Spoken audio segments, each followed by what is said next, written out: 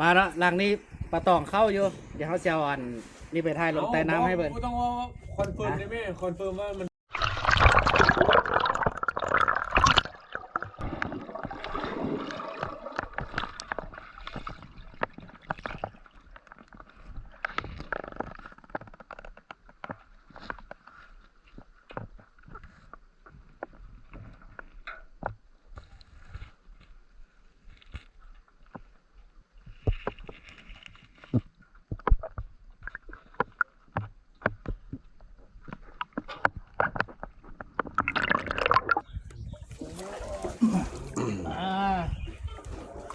นี่นะ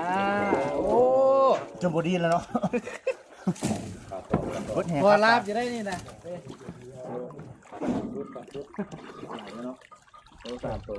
ก็หาตุ้มที่สองได้เนี่ย พอดีลาบพอดีลาบ อีกประมาณ12ตุ้ม เห็นลาบแล้วนี่คักสุดนี่โอ้ใส่งามๆอ่ะกินปลาเขาอย่ามาใส่พี่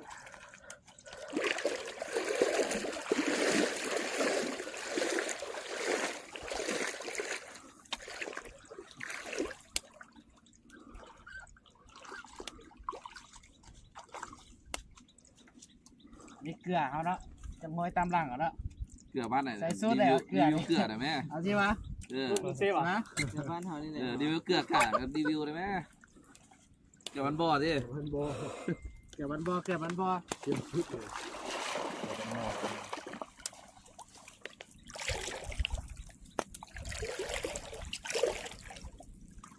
่า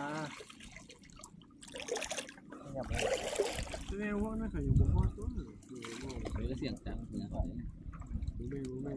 ในจุดนี้ สุด ด้วยดีนะด้วยดี